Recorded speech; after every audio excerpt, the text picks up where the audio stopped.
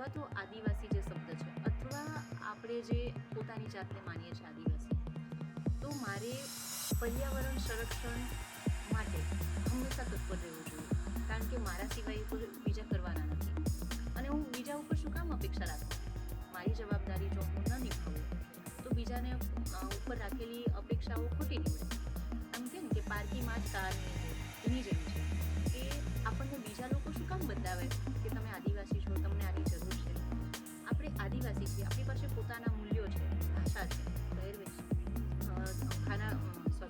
ઔષધિઓ જે છે, આ બધું આપણી પાસે હોય તો આપણે એને શું કામ ન સાચવવું અને શું કામ ન સાચવવાની સાથે શું કામ બીજા સાથે ન શેર કરવું? કારણ કે જે બરોબર આપણને મૂળ રીતે મળી છે એ આપણી પાસે જેટલી સુરક્ષિત છે અથવા તો આપણી પાસે જેટલી સંગ્રહાયેલી છે એટલી બીજા પાસે. અને માણસ જે જોડાયેલો છે એ પ્રકૃતિ સાથે જોડાયેલો હોય તો એ સંસ્કૃતિ, સમાજ અને પ્રકૃતિ આ આપણે જે ત્રણ જોડીએ છીએ એમાં એના પરિવેશમાં પૂરો સમય સંકળાયેલો હોય છે. પર્યાવરણની જવાબદારી હું તો એમ કહું કે આદિવાસી માટે તો છે જ, પણ હવે બધાએ એના માટે વિચાર કરવો પડશે. કારણ કે જો મૂળ વ્યક્તિ જ નાશ થઈ જશે તો એ મૂળ વ્યક્તિ પછી બીજા વ્યક્તિઓનું અસ્તિત્વ આપોઆપ મળી જશે. એટલે આપણી જે પરંપરાઓ છે અથવા તો આપણું જે પર્યાવરણ છે એ પર્યાવરણને જાળવવાની જવાબદારી વ્યક્તિની પોતાની છે. એ માત્ર આદિવાસી શબ્દ લગાવવાથી નથી મટવાની. આદિવાસીઓ અથવા તો વ્યક્તિએ પોતે સમજદાર બનીને એને અપનાવી. એટલે આપણી પાસેથી જે બીજા અપેક્ષાઓ રાખે છે એના કરતાં આપણે આપણી પાસેથી અપેક્ષાઓ રાખીએ કે આપણે શું કામ બીજાને એ ઉદાહરણ ન બનીએ કે જેના માટે બીજા વિચારતા થાય, બીજા સમજતા થાય, બીજાઓ આપણને આગળ લઈ જવા માટે પ્રયત્ન કરે.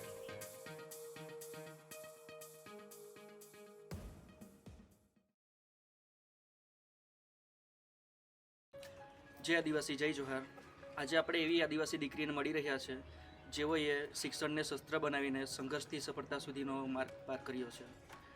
તેઓએ PhD સુધીનો શૈક્ષણિક અભ્યાસ કરીને આજે અધ્યાપિકા તરીકે ઘણા વિદ્યાર્થીઓના જીવનને ઉજ્જવળ બનાવી રહ્યા છે. તો દર્શકોને તમારો પરિચય આપશો. નમસ્કાર, જોહાર. મારું નામ ડૉક્ટર હિના કુરકુટિયા. મેં શિક્ષણમાં પ્રાઇમરીથી લઈને માધ્યમિક, ઉચ્ચતર માધ્યમિક, માસ્ટર, MPhil અને PhD સુધીની ડિગ્રી લીધી છે. અને એ મારો ડિગ્રીનો વિષય છે ગુજરાતી ભાષા. અને એ ગુજરાતી ભાષાની સાથે હું આજે એક સંસ્થામાં અધ્યાપિકા તરીકે કાર્યરત છું. મને આનંદ છે કે હું આદિવાસી દીકરી છું અને સમાજ માટે, શિક્ષણ માટે અને પ્રકૃતિ માટે મારું મહત્વપૂર્ણ યોગદાન આપી રહી છું. મને એ વાતનો પણ આનંદ છે કે હું એક આદિવાસી દીકરી છું અને એટલે જ મને આજે અહીં બોલાવવા બદલ આપનો આભાર. કારણ કે હજુ તો મારા વિચારોને રજૂઆત કરવાની શરૂઆત થઈ છે. શિક્ષણનો સાચો અર્થ શું છે?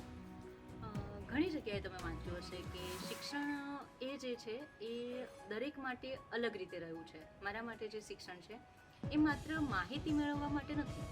એ શિક્ષણ જે છે જે પોતાના વિચારોને, જ્ઞાનને બીજા સુધી સરળતાથી પહોંચાડવું અને સમજાવવું, એ મારા માટે શિક્ષણનો સાચો અર્થ છે. શું માત્ર પરીક્ષા પાસ કરવી એ જ શિક્ષણ છે? ના, હું એવું નથી માનતી. કારણ કે જો પરીક્ષા પાસ કરવાથી જ જો શિક્ષણ સફળ ગણાતું હોત તો આપણાથી પણ ઘણા એવા લોકો છે જેમની પાસેથી શિક્ષણ નથી પણ એ આપણને સારી એવી સમજણ બહાર આપે છે. અને એના કારણે કેટલીક બાબતો જે છે એ આપણને ખૂબ સારી રીતે એ લોકો સમજાવી શકે છે. અને હું જે સ્પર્ધાત્મક પરીક્ષા અથવા તો શિક્ષણની વાત કરી રહી છું એ શિક્ષણ કેટલાક લોકો માટે ખાલી ડિગ્રી છે. મારા માટે વિચારશક્તિ, જ્ઞાન, સમજની બાબત છે. એટલે શિક્ષણ માટે પરીક્ષાઓ પાસ કરવી હું એવું નથી માનતી કે એ જરૂરી છે. આદિવાસી મહિલાના સંદર્ભે તમારી ઓળખ શું છે?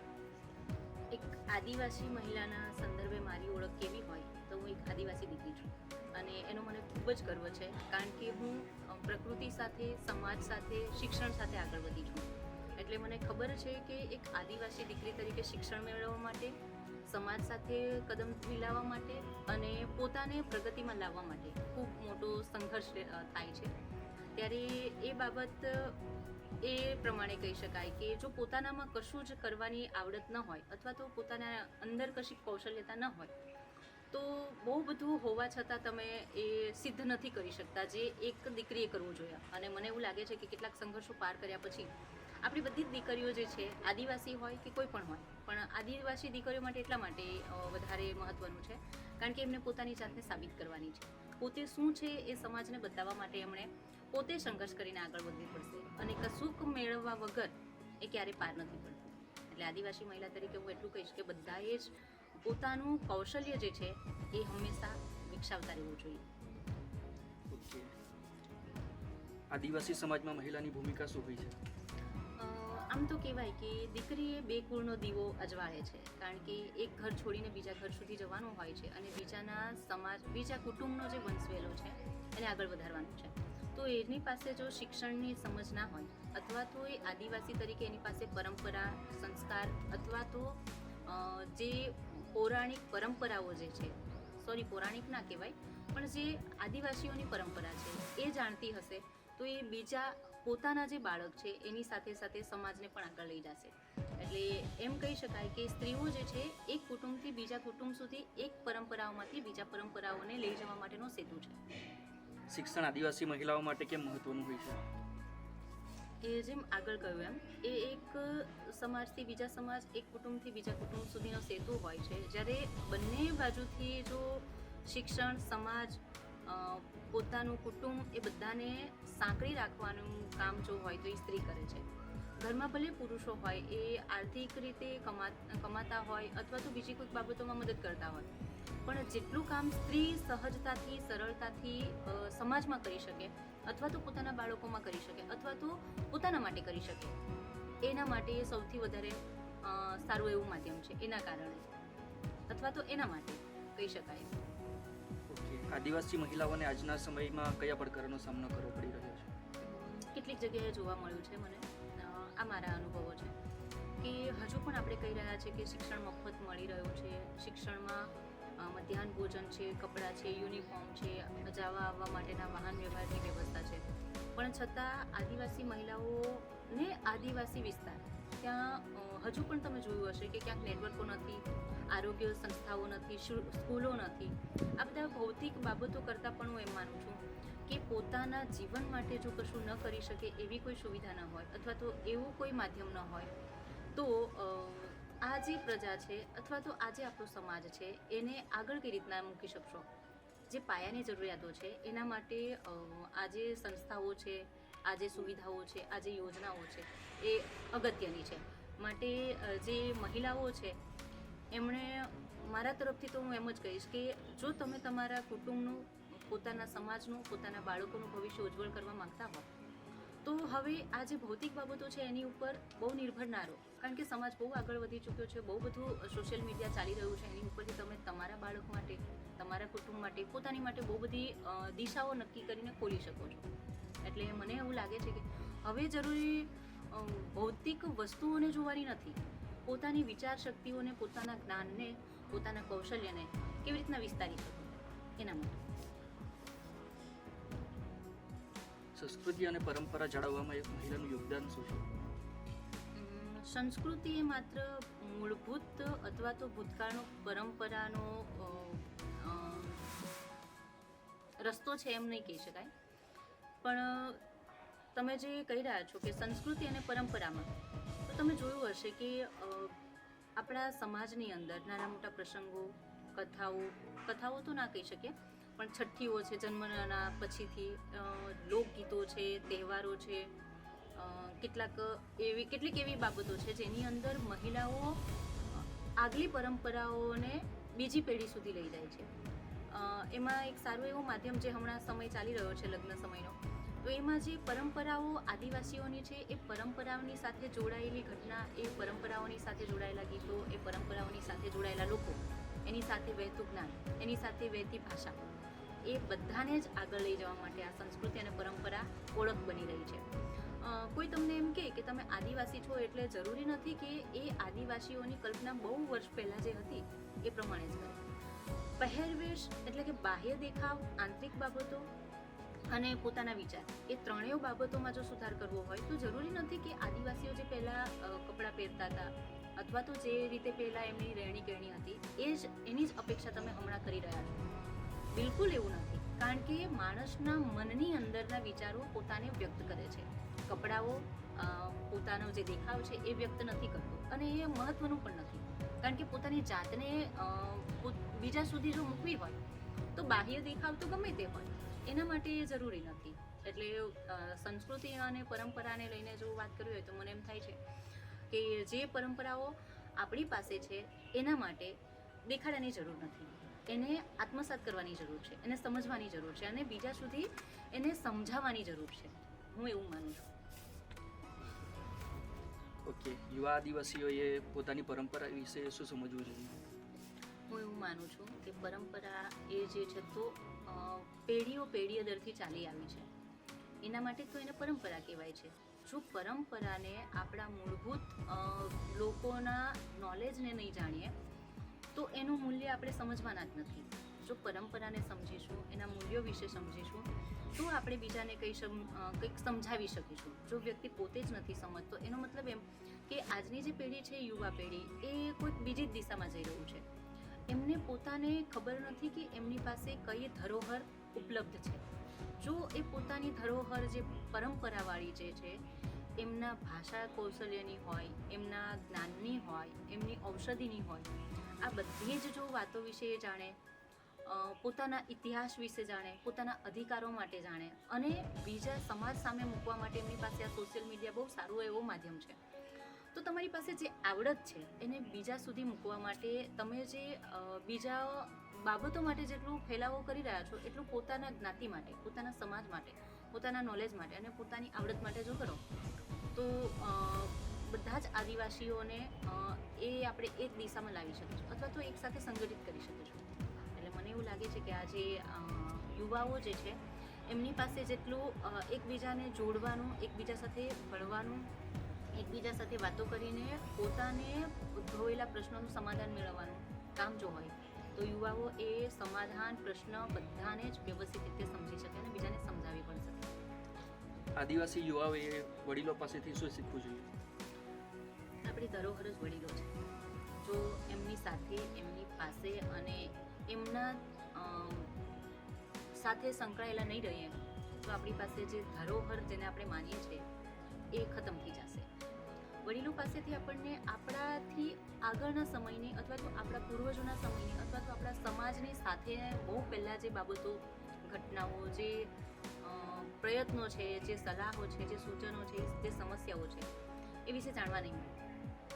ગામમાં સૌથી એમ કહી શકાય કે ગામમાં, કુટુંબમાં અને સમાજમાં સૌથી જે વડીલો છે, મોટા વડીલો, એ આદિવાસી વડીલો પાસે તમે જોશો તો આરોગ્ય વિશેની માહિતી, કોઈ ઘટના બની છે એના વિશેની માહિતી, કોઈ બનાવ બનવાના છે એના વિશેની માહિતી, અથવા તો આવનાર ભવિષ્યની ચિંતા, એ ભલે ખેતીવાડી હોય, પશુપાલન હોય, આરોગ્ય હોય, કોઈ પણ હોય, એમના પાસે એના અનુભવો વધારે છે અને એ અનુભવના કારણે આપણને એ દિશા નિર્દેશ કરી શકે છે. એમણે જે પ્રશ્નો માટે ઝઝુમ્યા છે એનો સીધો તોડ આપણને મળી શકે છે. એમની પાસેથી એ પ્રશ્નોનો હલ મળી શકે છે, અથવા તો એ હલ ન મળે તો એને કેવી રીતના સરળતાથી એ મુશ્કેલીઓમાંથી બહાર નીકળી શકાય એના માટેના જવાબો હોય છે. બીજું કે આદિવાસી વડીલો જ કહીશ હમણાં, એ વડીલો જે છે એમણે આપણા કરતાં વધારે જીવનના અનુભવો મેળવ્યા છે. તો એમની પાસે આપણી આદિવાસીઓની ઔષધિઓથી માંડીને બીજી કોઈ પણ બાબતો, એમની પાસે જેટલો અનુભવ છે અથવા તો એમની પાસે જેટલું નોલેજ છે એને આપણે જો એમની સાથે શેર નહીં કરે, એ જો આપણી સાથે શેર નહીં કરે તો એ વડીલની સાથે એમનું નોલેજ, એમની પરંપરા ત્યાં અસ્ત થઈ જશે. તો આપણી પાસે માત્ર આપણા યુવાનો, આપણી પેઢીના વિચારો વધશે. મારું એવું માનવું છે કે વડીલો સાથે જો આપણે કલાક એક પણ કાઢીએ ને તો આપણને એ આપણા સમાજથી અથવા આપણા સમયથી બહુ આગળના સમય સુધી વિચારવા માટે મજબૂર કરે છે. કારણ કે એમની પાસે હાલ કોઈ બેસનાર વ્યક્તિઓ જ નથી. કારણ કે બધા યુવાઓ જે છે, આપણા વ્યવસાયકારો છે અથવા તો જે નોકરિયાત છે, એ પોતાના જાતને સંભાળી રહ્યા છે અથવા તો પોતાનો વ્યવસાયમાં જોડાઈ રહેલા છે. એટલે એમની પાસે પણ સમય નથી.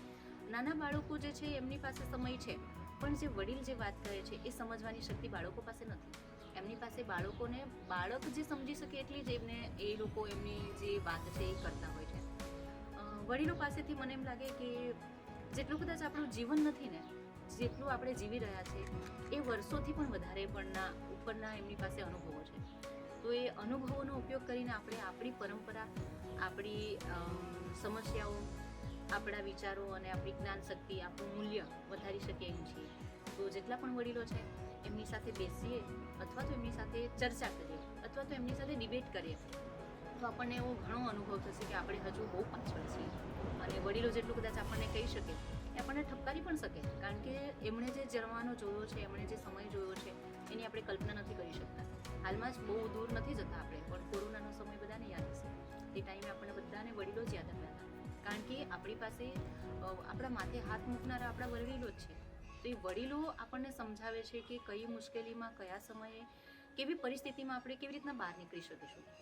તો મારું માનવું એમ છે કે આજના યુવાઓ, ઇનકેસ હું પણ વડીલો સાથે જેટલું બેસી શકીએ, વાતો કરી શકીએ, એમની સાથે ભળી શકીએ, તો એ આપણી સૌથી મોટી ધરોહર જીવિત રહેશે. કારણ કે એમના ગયા પછી એમની પાસે જેટલું પણ નોલેજ છે બધા જ વડીલો પાસે કંઈક ને કંઈક એવું તો છે જે સમાજ માટે અથવા તો આપણા પોતાના માટે ઉજ્જવળ બનાવી શકે એવું છે.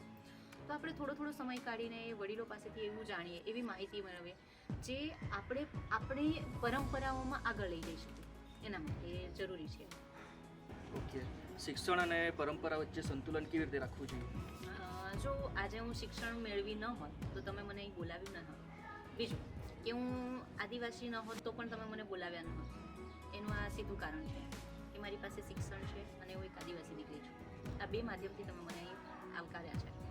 તો આ જે શિક્ષણ છે એની સાથે સંસ્કૃતિ કેવી રીતે મારે જાળવવી, મારી પાસે જે સંસ્કૃતિ છે હું કેવી રીતના બધા વિશ્વમાં અથવા તો મારા દેશમાં અથવા તો મારા સમાજ આગળ કેવી રીતના મૂકી શકું.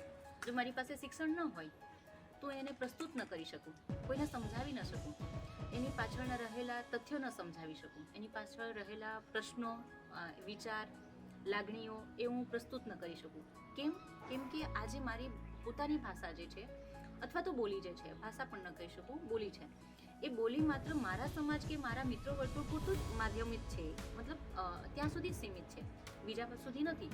તો શિક્ષણ એક એવો માર્ગ છે કે તમે તમારી વાતને, તમારા પ્રયોગોને, તમારી પ્રેરણાઓને અને તમારા વિચારોને બીજા સુધી મૂકી શકો છો.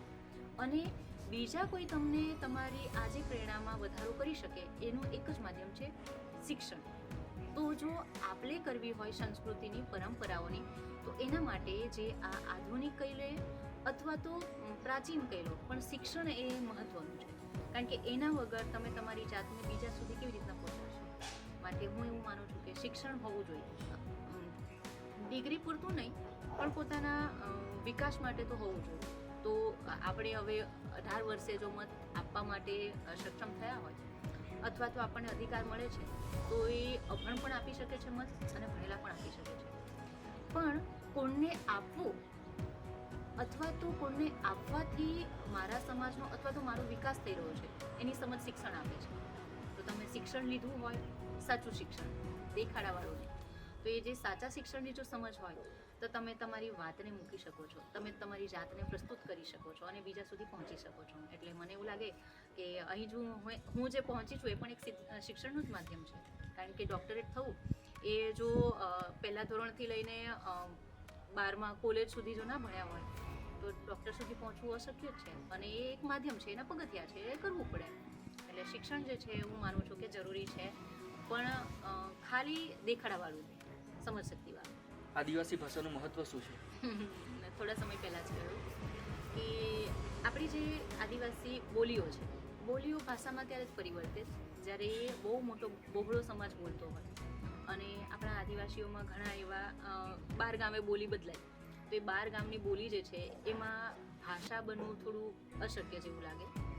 અને જો ભાષા બને તો પણ કેટલાક લોકો છે એને સમજી શકે.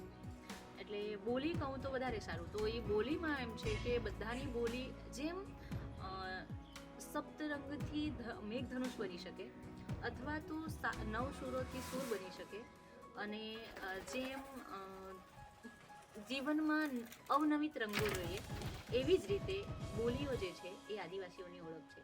તમે કોઈ ને સાંભળો તો તમે એમના ઉપરથી તર્ક કરી શકો છો એ વસાવા છે, ગામિત છે, ચૌધરી છે, કુકણા છે, વારલી છે. તો એ કઈ રીતના ખબર પડે તો કે માણસોની બોલી ઉપર. અને માણસોની બોલી ઉપરથી એમ સમજાય કે એની પાસે જે એમના સમાજના શબ્દો જે છે, એમની બોલીઓના જે શબ્દો છે એ તમારા કાન સુધી આવે છે. તમારી પાસે જે શબ્દો છે એ તો બીજા પાસે પણ છે, પણ એ શબ્દનો જે અર્થ છે એ ખરેખર એ બોલીઓમાં ને પોતાની બોલીઓમાં સામ્ય છે ખરો. જો મારે ત્યાં જો વાહનો અર્થ કંઈક ખોટો થતો હોય તો તમારી બોલીમાં એનો અર્થ કંઈ સારો પણ થતો હોય. તો બોલીઓનો જે પ્રશ્ન છે એમાં હું એમ કહી શકું કે આદિવાસી ભાષાઓ જે છે, બધાની ભાષા બહુ મીઠી છે. એમને એકવાર સાંભળો, એમને સમજો, અને તમને જો એમાં આવડતું હોય કે મને કુકણા આવડે છે, મને ધોળિયા ભાષા આવડે છે, મને વાદી સમજાય છે, મને ગામિત આવડે છે, વસાવા આવડે છે, ચૌધરી સમજાય છે, તો કોઈક બોલે છે ત્યારે હું એને એની જ ભાષામાં જવાબ આપી શકું. અને આદિવાસી તરીકે એકબીજાને સમજવા માટે તો ભાષા જરૂરી છે. કારણ કે તમે મને કંઈક ગામિતમાં કહી જાઓ અને મને ન સમજાય તો હું ખાલી મોઢું જોઈ રહું, એક્સપ્રેશન જોઈ રહું, પણ હું વાતને સમજી નથી શકતી. હા, તમારા હાવભાવ જોઈને ખબર પડે કે ગુસ્સો છે કે પ્રેમ છે, અથવા તો લાગણી છે, અથવા કશું વિચારી રહ્યા છો. પણ મારે તમને સમજાવવા હોય તો મારે તમારી બોલીમાં જ બોલવું પડે. તો મને મારી બોલી આવડવી જોઈએ, તો જ હું બીજાને કહી શકું કે કસા કહાસ બેસહા આહાકાર. એટલે આવા કેટલાક, મતલબ આ તો ખાલી ઉદાહરણ છે, પણ પોતાની બોલી સાચવવી જોઈએ. યુવાનો પરંપરાને કેવી રીતે આગળ લઈ જઈ શકે?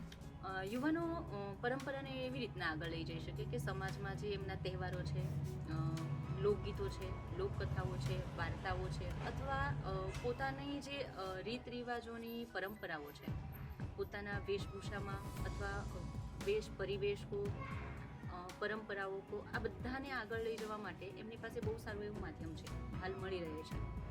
અને યુવા એટલે જ કહેવાય છે કે એક જગ્યાએથી બીજી જગ્યાએથી માહિતી માટે બહુ સારું માધ્યમ છે. એ ટેકનોલોજી પણ હોઈ શકે, એમના મિત્રો પણ હોઈ શકે, એમનો સમાજ પણ હોઈ શકે, એ એમના કુટુંબીજનો પણ હોઈ શકે. તો એ જે તહેવારો છે, લોકગીતો છે, પરંપરાઓ છે, રીત રિવાજો છે, વાનગીઓ છે, એને બીજા સુધી સરળતાથી એટલે લઈ જઈ શકે કે એમની પાસે એવી આવડત છે, એમની પાસે એવી ટેકનોલોજી છે, એમની પાસે એવા પ્રયોગાત્મક કાર્યો છે, જેથી સરળ રહે છે. અને એમ કહી શકીએ કે જેટલા યુવાનો ભેગા થાય એટલી એમની પાસે આવડત વધારે, એટલા એમના વિચારો વધારે. તો યુવાનો પાસે હવે એ જ અપેક્ષા છે કે વડીલો પાસે છે, આપણી પરંપરાઓ હોય, વડીલો હોય અથવા સમાજ હોય, એમની અંદર સારી જે બાબતો છે એને સક્રિયપણે અથવા તો સતત એને આગળ લઈ જવાનો પ્રયત્ન કરો. એક વડીલનું એક વ્યક્તિ, એક આદિવાસી યુવાન ઊભો થાય તો એ યુવાનને જોઈને બીજા 3 પ્રેરિત થાય, 3 પ્રેરિતને જોઈને બીજા એમના મિત્રો પ્રેરિત થાય. તો આમ કરતાં કરતાં આપણી પાસે જે પરંપરાઓ છે, આપણી પાસે જે માહિતીઓ છે, અથવા તો આપણા મૂલ્યો છે, એને બીજા સુધી પહોંચાડવાનો ખૂબ સરળ માર્ગ છે. કારણ કે વડીલો પાસે જે છે, હવે એમની એટલી ઉંમર રહી નથી, અથવા તો એ એટલા સક્ષમ, કેટલાક છે, એવું નથી કે બધા જેવું, પણ કેટલાક સક્ષમ નથી. તો એમને આપણે ટેકો કરવાનું છીએ. જેમ આપણે બાળક હતા ત્યારે વડીલોએ, મતલબ આપણા માતા પિતાએ આપણને આંગળી આપી, હવે આપણો વારો છે કે આપણે વડીલોને આંગળી આપીએ. એ એમની પાસે રહેલી બાબતોને આપણી સાથે શેર કરીને, આપણી સાથે વ્યક્ત કરીને સમાજ સુધી મૂકવાનું માધ્યમ બની રહેશે. એટલે યુવાનો જે છે એમણે વડીલો પાસેથી જેટલું શીખવું જોઈએ એટલું કદાચ હું નહીં કહી શકું કે પોતાની જાતે શીખનાર વ્યક્તિઓ શીખે જ છે, એવું જરૂરી નથી કે વડીલો પાસેથી જ શીખે, પણ વડીલો પાસે જે છે એમાં ઉમેરો તમે યુવાનો કરી શકો. એ બાબત હોય, એ પ્રસંગ હોય, એ કથાઓ હોય, તો એ તમારી પાસે બહુ બધી આવડતો છે જેથી તમે સમાજમાં એને વધુ આગળ લઈ જઈ શકો. પ્રકૃતિ માટે જવાબદારી કેમ મહત્વપૂર્ણ છે?